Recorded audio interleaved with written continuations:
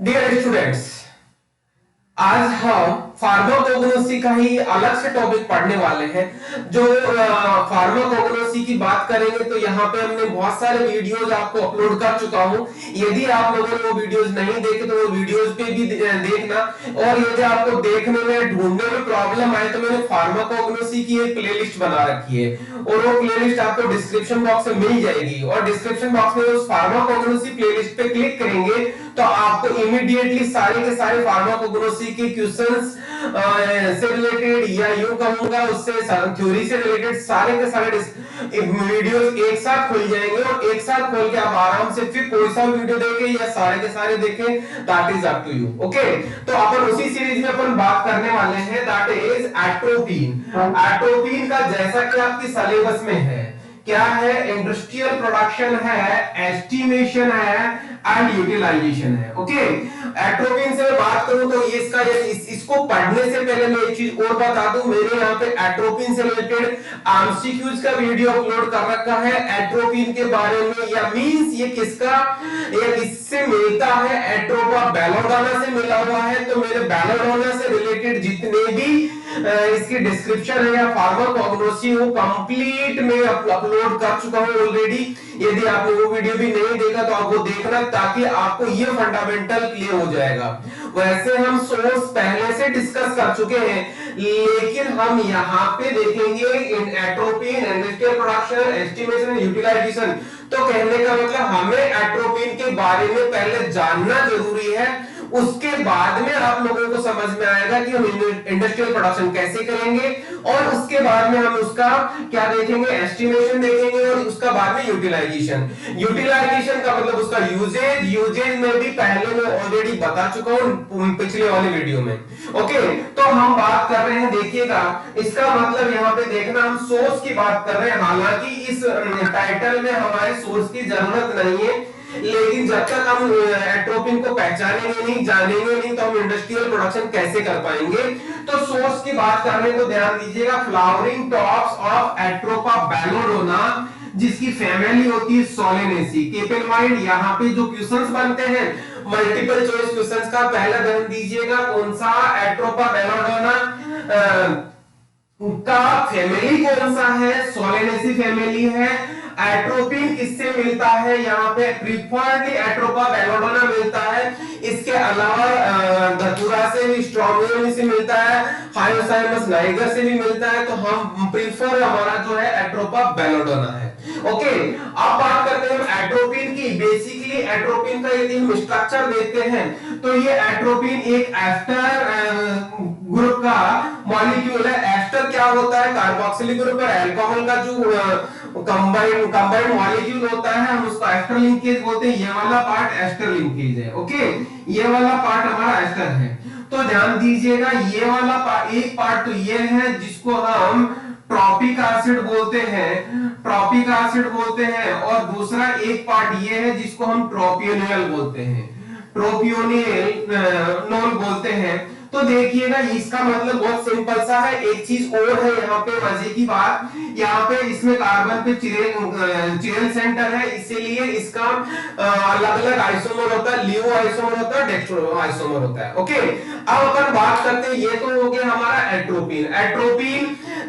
तो किससे मिल रहा है, एट्रोपा बेलोडोना से मिल रहा है। बात करते हैं अपन इंडस्ट्रियल प्रोडक्शन की। इंडस्ट्रियल प्रोडक्शन में हम पहले इसका टिश्यू कल्चर पढ़ेंगे, उसके बाद में इसका एक्सट्रैक्शन पढ़ेंगे। तो पहला स्टेप इंडस्ट्रियल प्रोडक्शन का हमारा पहला स्टेप हो गया, क्या हो गया, टिश्यू कल्चर। ध्यान दीजिएगा, हम जो टॉपिक पढ़ रहे हैं, हम टॉपिक ये पढ़ रहे हैं कि एट्रोपा बेलोडोना से एट्रोपिन कैसे निकालेंगे by mean of industrial production. तो हमें यहाँ पे टिश्यू कल्चर प्रोडक्शन लेना पड़ेगा, टिश्यू कल्चर के बाद में उसको हमें एक्सट्रैक्ट करना पड़ेगा। यदि मैं medicinal chemistry point of view से बात करूं तो मैं लैब में उसको सिंथेसाइज कर लूंगा, mean synthesis of atropine. Clear है, वो अलग पार्ट है। हम यहाँ पे फार्माकोग्नोसी पढ़ रहे हैं, तो हमें यहाँ पे ध्यान देना है कि टिश्यू कल्चर से हम क्या एट्रोपिन कैसे प्राप्त करेंगे, कैसे मिलेगा। तो बात कर रहे हैं, देखिएगा हमारे पास जो टिश्यू कल्चर का पहला मतलब ये पार्ट किसका हो गया, इंडस्ट्रियल प्रोडक्शन का पहला पार्ट हो गया, जिसमें ध्यान दीजिएगा सीड्स ऑफ एट्रोपा बेलोडोना हम लेते हैं और उनको वॉश करते हैं with water and sterilized with NaOCl। इसको बोलते हैं सोडियम हाइपोक्लोराइड। क्या बोलेंगे? Sodium hypochloride. क्लियर है? नाउ यहां पे ध्यान दीजिएगा। मैं जो टिश्यू कल्चर की बात करता हूं तो that condition is totally sterilised one, means aseptic condition होगी। जो भी हम ग्लासवेयर यूज करेंगे, जो भी केमिकल यूज करेंगे, जो भी हम मीडिया यूज करेंगे, ऑल आर स्टरलाइज्ड। ठीक है, तो वो चीज मैं आपको यहां नहीं लिख रहा हूं। यदि आपके एग्जाम में थ्योरेटिकल क्वेश्चन आता है तो टिश्यू कल्चर को डिस्क्राइब करने से पहले, जो से ये डिस्क्राइब करने से पहले सबसे लिखते टाइम ध्यान दीजिएगा, लिखते टाइम हमें क्या याद रखना है कि यहाँ पे टिश्यू कल्चर लिखेंगे तब हम उसके ऊपर लाइन लिखेंगे कि as tissue culture is performed in aseptic lab, that's why all glasswares, all chemicals, all other reagents, whatever we are using, that are in the sterile form. Okay, तो ये चीज हमें याद रखना है। तो कहने का मतलब ये हो गया, हमने सीड्स को स्टरलाइज किया by mean of sodium hypochloride, और जैसे ही वो स्टरलाइज हो गए हमने यहाँ पे सीड्स को लिया, और जैसा कि हम हर बार जो भी टिश्यू कल्चर कर रहे हैं तो एमएस मीडिया बोलते हैं, तो मोरासिक स्कूप मीडिया बोलते हैं, और यहाँ पे मोरासिक स्कूप मीडिया में एडिशनली और क्या ऐड कर रहे हैं? सुक्रोज ऐड कर रहे हैं और एगार ऐड कर रहे हैं, जिसका पीएच पूरे मीडिया का पीएच रहेगा 5.8। ये प्रोसेस हम किस लिए कर रहे हैं? ये प्रोसेस है जर्मिनेशन के लिए। किसके लिए है? जर्मिनेशन के लिए। क्लियर है? तो हमने क्या किया? सीड्स को जर्मिनेट किया, 10 दिन तक हमने इसी मीडिया को हमने कांस्टेंट रखा, इनक्यूबेट किया, और यहाँ पे जर्मिनेशन हो गया, जर्मिनेशन ऑफ सीड्स। ओके, जो जर्मिनेशन ऑफ सीड्स हो गया, जो प्लांट निकल के आया, जो पार्ट निकल के आया, हम उसको क्या बोल रहे हैं यहाँ पे? X plant. क्लियर है? मींस जो मीडिया के ऊपर वाला पार्ट है, उस एक्स प्लांट को लिया हमने। एक्स प्लांट को लेके अगेन एमएस मीडिया में हमने वही ये मीडिया लिया, और उसमें हमने एडिशनली क्या क्या डाला? काइनेटिन डाला और बेंजाइल एडेनिन डाला। These are the growth stimulators as well as the production of atropine. तो ध्यान दीजिएगा, ये डालने के बाद में हमने मेंटेन किया 25 डिग्री प्लस माइनस 2 डिग्री से, और उसको 16 घंटे पर डे लाइट दिया हमने, और उसके बाद में जो एक्सप्लांट जनरेट हुआ उसको हमने क्या किया? उसमें फ्लावरिंग टॉप्स वगैरह सारे कुछ आ गए। यहाँ पे लगभग यहाँ पे 4 वीक का टाइम लगता है। ओके, 4 वीक्स का टाइम लगता है। 4 वीक के बाद में यहाँ पे रिकवरी किया ऑफ एक्सप्लांट और as well as drying of explant, उसको ड्राई कर लिया। ये पार्ट हो गया हमारा कौन सा? टिश्यू कल्चर का।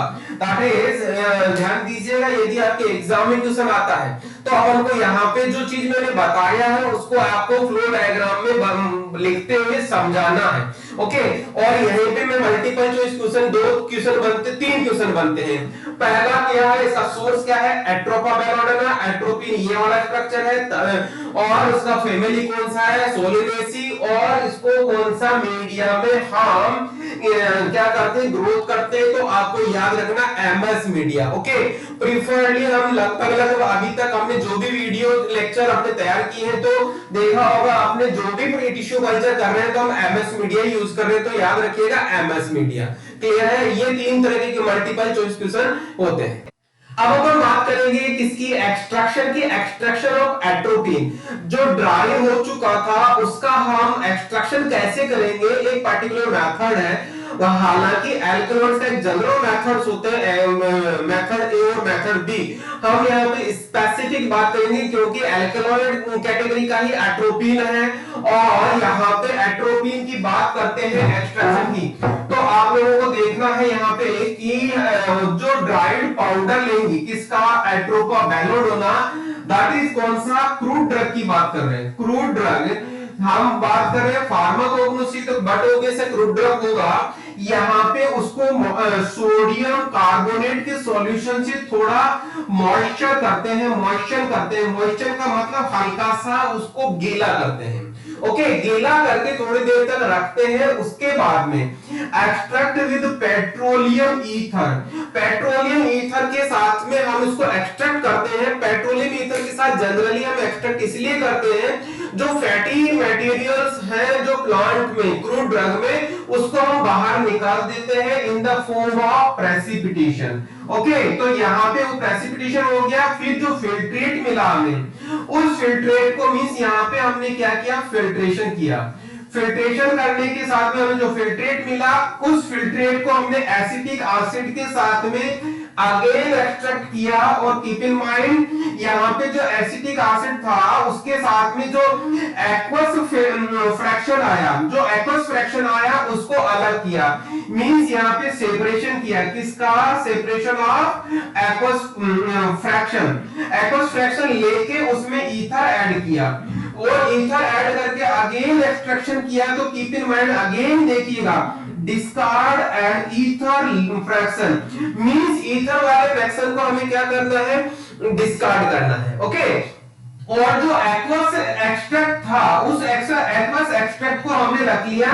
यहां तक आपने देखा इस जगह हमने एसिटिक एसिड डाला है, तो ये बट ऑब्वियसली जो एक्वस पार्ट होगा वो कौन सा होगा, that is acidic in nature. अब आप आगे आ जाइए यहाँ पे, तो यहाँ पे देखेंगे alkaline with sodium carbonate solution, means जो सॉल्यूशन है हमने एल्कलाइन किया। और हमने कैसे किया, कितना डालना है वो हम लिटमस पेपर से हम चेक करते हैं।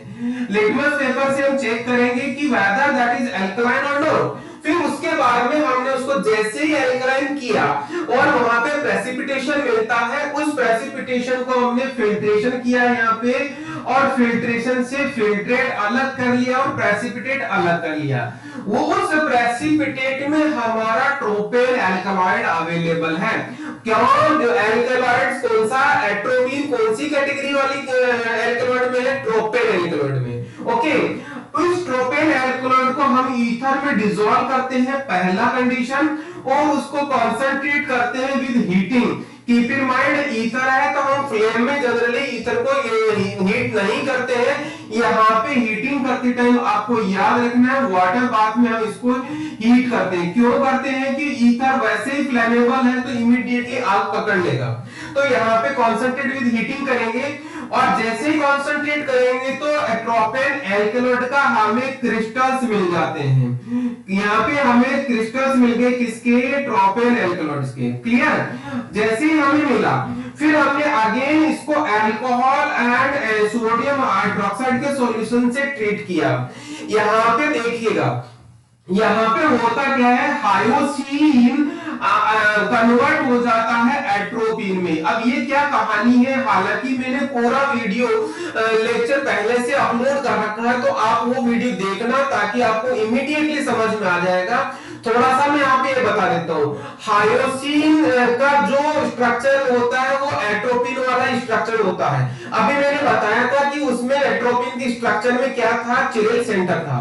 चिरेल सेंटर था तो उसमें ध्यान दीजिएगा, यदि मैं एक आइसोमर कहूंगा तो मतलब डेक्ट्रोरोटेटरी उसका आइसोमर कहूंगा तो प्लस हायोसीन लिखते हैं हम। यदि उसका लिवोरोटेटरी आइसोमर लिखूंगा तो माइनस हायोसीन लिखते हैं। तो फिर एट्रोपिन क्या था, atropine is the racemic mixture of both, किसका, plus as well as minus hyoscine. Clear है, तो यहाँ पे समझ में आ गया होगा। तो कहने का मतलब कोई हायोसीन मॉलिक्यूल है तो वो कंप्लीटली किसमें कन्वर्ट हो जाएगा, एट्रोपिन में, मींस रेसिमिक मिक्सचर में। By mean of what, NaOH को हम ट्रीट करेंगे तो अल्कोहल के उसका सॉल्यूशन बनाएंगे, और NaOH से जैसे ट्रीट करेंगे तो वो क्या बनेगा, एट्रोपिन बन जाएगा। क्लियर, तो इस स्टेप में क्या होता है, यदि मैं टेक्निकली लैंग्वेज में बात करूं तो इसको हम बोलते हैं रेसिमाइजेशन। रेसिमाइजेशन का मतलब होता है हम किसी एक आइसोमर को रेसिमिक मिक्सचर में कन्वर्ट करने को हम बोलते हैं रेसिमाइजेशन। ओके, जैसे ही यह हुआ और हमने हल्का सा गर्म किया तो हमने यहाँ पे देखना एट्रोपिन के क्रिस्टल्स बन जाते हैं, और इस एट्रोपिन के क्रिस्टल्स को हम ड्राई करके अलग निकाल लेते हैं, और इसको फर्दर प्यूरिफाई करने के लिए हम रिक्रिस्टलाइज कर लेते हैं विद एसीटोन। ये हो गया हमारा कंप्लीट किसका, एक्सट्रैक्शन एट्रोपिन का। तो यहाँ पे ध्यान देने वाली बात ये है, एक तो हायोसीन और एट्रोपिन क्या होता है ये चीज, और यहाँ पे एक्सट्रैक्शन से रिलेटेड कोई बहुत बड़ा मल्टीपल चॉइस क्वेश्चन नहीं बनता है, इससे सिर्फ थ्योरी क्वेश्चन बनता है। तो एक्सट्रैक्शन का प्रोसीजर ये हो गया, मींस आइसोलेशन ऑफ क्या, एट्रोपिन। ओके, नाउ अब अपन बात करते हैं किसकी, एस्टिमेशन की। एस्टिमेशन कैसे करेंगे?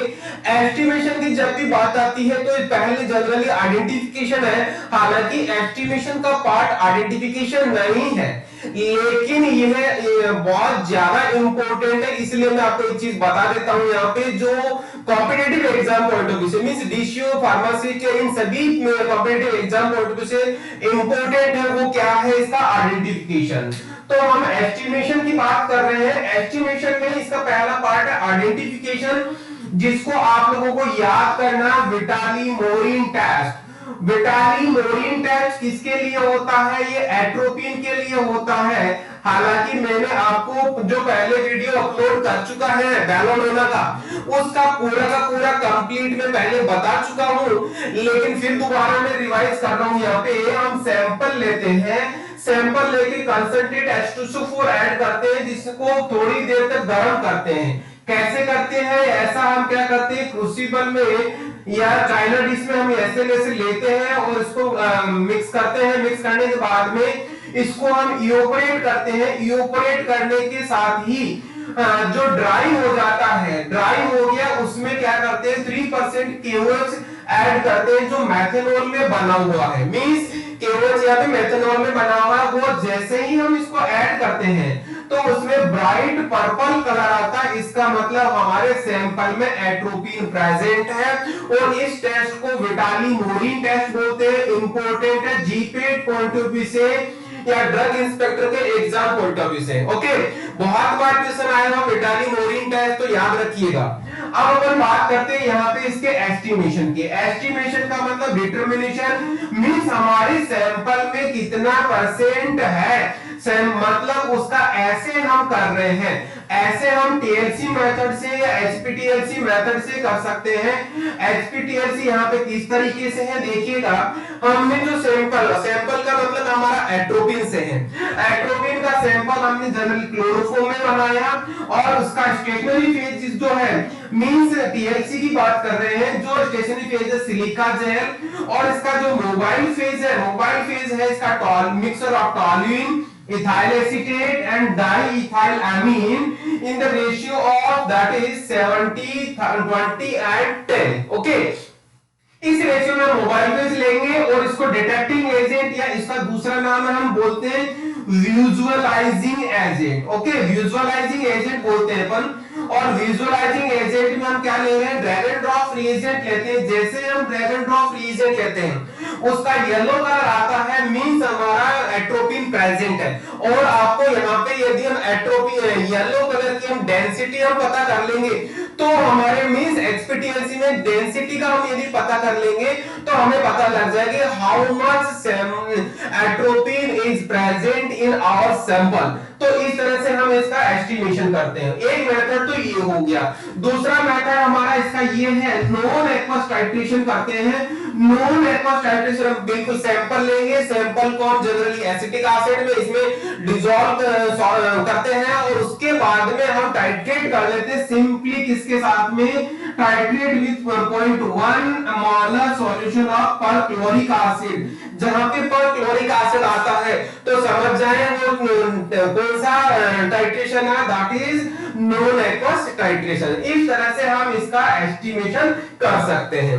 अब अपन बात करते हैं इसके यूटिलाइजेशन या इसके यूजेस की। तो जैसा कि आपको पता है, यूजेस की बात करें तो यहाँ पे ध्यान देना, सबसे पहला इसका यूज है इरिटेबल बाउल सिंड्रोम में इसको यूज किया जाता है, और मींस वोमिटिंग टाइप का। ध्यान दीजिए, इरिटेबल बाउल सिंड्रोम में इसको यूज किया जाता है। पहला मोशन सिकनेस का में यूज किया जाता है। मोशन सिकनेस का मतलब जो मूवमेंट होता है, जो गाड़ी में बस में बैठने पे किसी को क्या होता है, वोमिटिंग आता है, तो उस टाइम पे हम हायोसिन की टैबलेट देते हैं, that is the means atropine का एग्जांपल हो गया।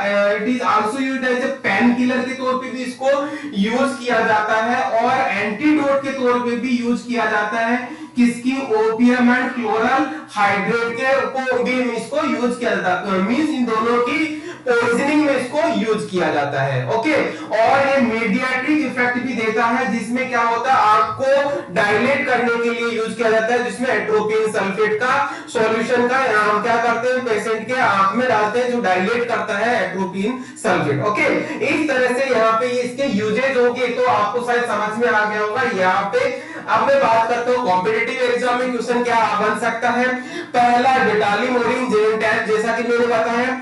दूसरा यहाँ पहला तो हमारा बेटालिमोरिन टेस्ट हो गया, दूसरा यहाँ पे टीएलसी मेथड है, ड्रैगन ड्रॉप इसका विजुअलाइजिंग एजेंट है। TLC method as well as non aqueous titration से हम इसको टाइट्रेट करते हैं, तो दो मेथड से इसका एस्टिमेशन हो गया। और इसके यूजेस पे क्वेश्चन बनता है ये वाला, तो इस तरह से ये जीपेट या फार्मासिस्ट या ड्रग इंस्पेक्टर में आ गया क्वेश्चन का मल्टीपल चॉइस क्वेश्चन। ओके, अब अगर बात करते हैं यहाँ पे यदि क्वेश्चन आता है एट्रोपी राइट या short note on the atropine with respect to what industrial production estimation and utilization, या इसको दूसरे लैंग्वेज में बड़ा क्वेश्चन बनाने के हिसाब से कहें तो डिस्कस इन डिटेल क्या atropine in respect of industrial production estimation and utilisation.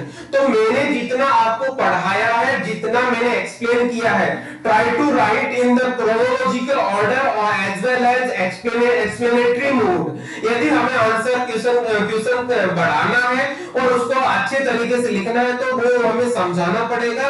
Flow diagram में बताओगे तो आपका आंसर और अच्छा प्रेजेंटेबल बनेगा। तो उस तरह से पूरा का पूरा आप लिख देंगे, मींस पहला टिश्यू कल्चर आएगा, फिर एक्सट्रैक्शन आएगा, फिर एस्टिमेशन में बेटालिमोरिन और TLC method as well as non aqueous titration ये हो गया, और उसके बाद में लास्ट में इसके यूजेज बता देंगे, तो आपको पूरे नंबर मिलने की उम्मीद रहेगी। ये इस तरह से हमारा पूरा का पूरा कंप्लीट होता है एट्रोपिन का, जिसमें इंडस्ट्रियल प्रोडक्शन, उसका estimation as well as utilization. Okay.